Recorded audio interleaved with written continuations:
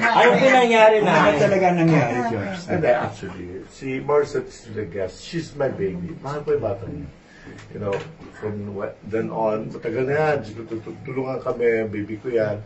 I love her. Si David Cosico, yung kanyang business manager, is a very beautiful person. Kaya tumawag ako finally, he gave in para kay Morissette, para this concert ito. So she should have sang 2 spots at saka 1 duet. Ngayon, nag-rehearse kanina. Nag-rehearse actually sila ni Kiel. Kasi si Kiel Alo, syempre, that's my son. That's my baby now. Syempre, tsaka excited si Kiel. Kasi it's his birthday show. Ngayon, during, just right before the show, 10 to 15 minutes before we started. Kasi 9 o'clock na show eh. So, 9 o'clock na. So, 15 minutes ako nabibigyan ko ng allowance para makapag-pray muna kami. Si Mario Dumawal, ang ating friend, ay gusto sila may interview ni Kiel para promo lang. Diba? So, si Kiel, I invited Kiel, tsaka I came personally to Morissette to ask her to join Kiel para na ma-promote si Kiel. Yeah. Diba? Tapos, anyway. So, ngayon, lumabas sila. Promo, kumusta naman, how's working with Kiel? Si Kiel, kumusta naman sa singer? Tapos si Kiel naman, how is Morissette? So, the starstruck ako, sabi ni Kiel. Alam mo yun, siya which is true naman, in fairness. Ngayon ang problema, naisingit yata ni Mario tungkol sa love life. Alam naman natin na may pinagdadaanan si Morissette. But, in fairness kay Mario, in fairness, dahil kilala ko ako nga, malala ako eh. Tayong lahat malala tayo magtanong. Ang tanong naman sa kanya is about kumusta naman ang love life, tapos kumusta naman, parang about the family. It was handled so well. Mario wasn't bastos. Ngayon, tinanong siya about love life. Naririnig ko eh. I may not have heard every detail, pero naririnig ko yung usapan. Nasabi niya about love life. Tapos, about family ko, siguro how they're taking this, or whatever, edit yung mura ko, ang baklita. Tapos, sabi ni Morissette na, well, you know, I'm praying na maayos, no, ganyan. In due time, si Mario pa nga in God's time, in due time, darling, it was very, very safe. It was so safe. Alam mo, kahit mahal ko si Morissette, Marcos, of course, siyempre kasama natin si Mario, believe natin. But in fairness, hindi nag-over si Mario. He wasn't out of bounds. Ang ganda lang, wala lang, nagtatawa na pa, wala casual lang. Kung tayo ngayon, baka kung ano pa tinanong natin eh.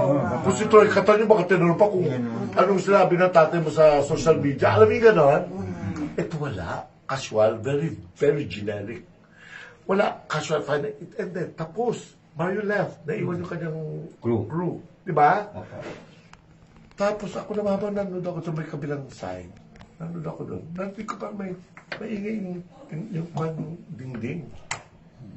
Alam mo, sabi po, alam mo, kung tatalak ko doon, kung ingay, no? Concentrate ako, sira concentration ko. Pagkanya ko, I saw Morissette, inuuntog ang ulo niya.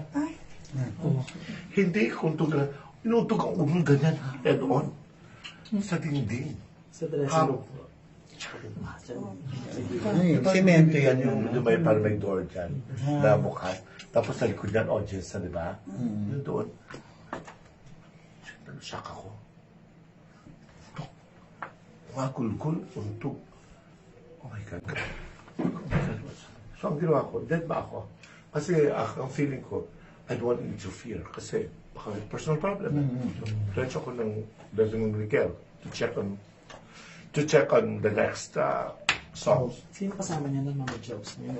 Si David Cosico. Si David Cosico is the business manager. May anak-anakan na buhay. Sila makasama na Audrey Moore and ganyan. Yung taon. Ngayon, it's okay. Fine. I was thinking that everything was fine as far as the show is concerned. Kasi tayo naman, kasi whatever little honorarium I have for my artist, bibigay ko na end of time. Yung gano'n. Kasi ayoko nang ilalala kasi, alam mo, Chisenga ng lola mo. So yun. So ngayon, ng konti, hinila ako ni David. Sabi niya, Tito, may sasabihin ako sa emergency, importante lang. Siyempre, kinakabahan ako. Pero ayaw ko, nagpipretend ako na tapos, fine, di ba? So, labas may, malapit sa CR ng labasan doon sa mail. Ito, Morissette cannot sing. She's so devastated. Why? Kasi she felt she was attacked by the media. By the interview. Hey, attacked. Yung interview na yung Mario Dumawan. I don't like to say I was part to blame because ako umila sa kanya because nga dahil sa na-request si Mario na tawag si Morissette with Kel just minutes before the show. Kasi para may promo lang. Kasi ako have to admit na talagang, di ba, kasi Morissette si Morissette. Wala mo ako nakita problema. Sinagot naman yung mga tanong at saka wala namang, sabi ko, so ano mangyayari? She cannot sing. Wow. Right. So, anong gagawin natin? Sabi ko, Tito, is it okay na ibalik na namin honorarium? Right. Sabi ko, that's not important to me. What nag-usapan is that she's here. We have a show. Tito, kasi ka nagsimula lang sa boses sa kanya, chuchu. So, ako naman sabi ko, how do we solve this? Siyempre, hanap ko na kasi malapit na kasi may mga portion na, nung una kasi gusto na mauna si Morissette. Yung kumbaga, after the magic mic portion, gusto siya muna. Hindi ako pumayag kasi sabi ko, she's the star. Star guest. Kasi baby yan bagat siya. Siyempre, inaabangan ng mga tao. So may nangyari na, gulgul na siya. Tita Eva yun niyo, wala magawa kasama sa dressing kasi ayaw niya madawi sa issue ng Morissette. Pero na-offend din siya as a singer artist. So, ano gagawin natin? Pupunta ako sa stage. Sabi ko sa kanya, you have to apologize to the audience. But, bring Morissette. If she cannot sing. But ito sa Morissette cannot go. No! Ipakita mo siya. I will call you, okay, in this particular portion after the voice production numbers na LA, sila Carlos, sila Kiel, at saka sila Kyle. After production number na mag-a-announce ako. Tapos, papasok ka. Tatawag kita. Bring Morissette. Sabi, hindi niya kaya magsalita kung ayaw niya magsalita. Ikaw magsalita with her there. Yumuko siya kung gusto niya for all I care, di ba? Yumuko siya. Tapos, sabi mo na for some emergency reasons, kasi nanginginig sa Morissette kung hindi niya kaya kung anong problema sa buhay niya. Sabi mo na she cannot perform, I apologize to you, pero at least ang gusto ko lang makita na tao. Yes. Because, darling, as a producer, ayoko mo mukhang niloko ko kayo. Na, nagdagay ako sa ticket at saka poster na pangalan ni Morissette Amon, tapos puta siya doon sa show. Di ba, para akong kriminal. Di ba? So medyo kino-convince siya. Finally, he came back to me na, ayaw talaga.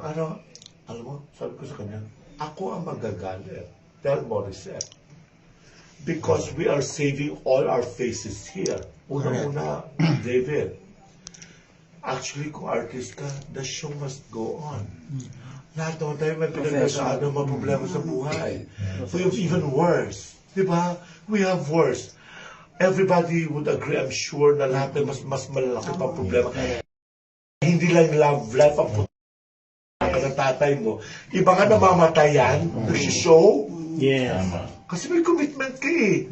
The show must go. How do I explain to my audience na, hey, I am telling the truth. Sabi ni David, I will talk to them. David, hindi ka kilala ng audience. Ang kilala ng audience si Morissette. Morissette must be seen by the audience. Padaanin mo lang siya. Gitna. Na-hurt ako. You know why? When I announced it, hindi lang makamakit si Morissette. Yes. Oo. Nagulat kami. Hindi umakayat. Dumaan siya. Ang gusto ko lang makita, may makakita that she is there. Kasi pag hindi, kilala naman ako dahil punta ka lang go to jail.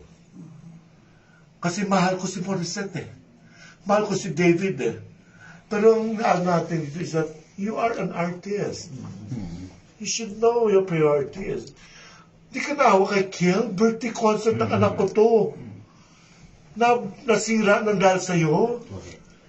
Nasa leching na-offend ka, na-hurt ka. Guys, love life. Si Mama Daisy at saka tita, naman Daisy Romualdez, tumayo at nagat si Mama Daisy.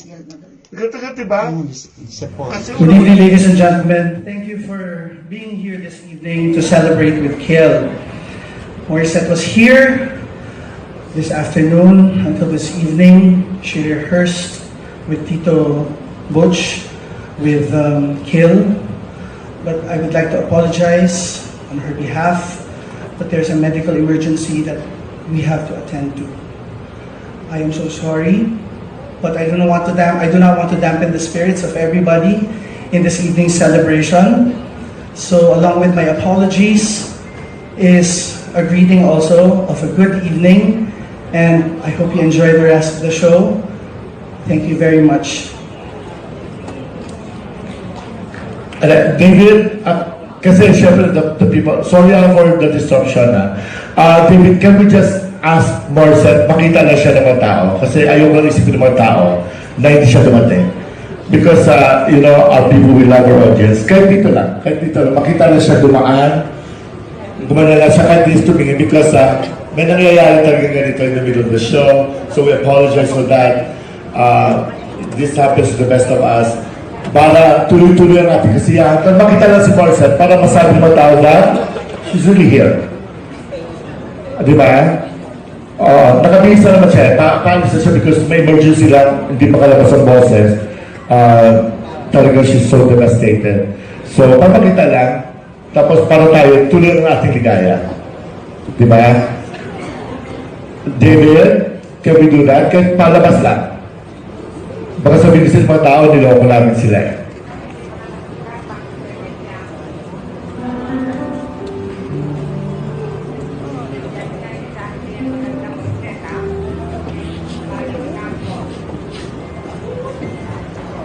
Pasensya na po disruptor, very quick lang to. After that, diretso. Ayan, makita na sana. Ayan. Nakita nyo? Thank you. Tuloy ang show. Love you, Mama Daisy. Mama Daisy, Tita Nabel, I love you guys. Joey Cruz, Daddy Doc, Dr. Sucaldito, and everybody, members of the press, let's understand the situation now. Okay, go na tayo. Tito Butch. Okay na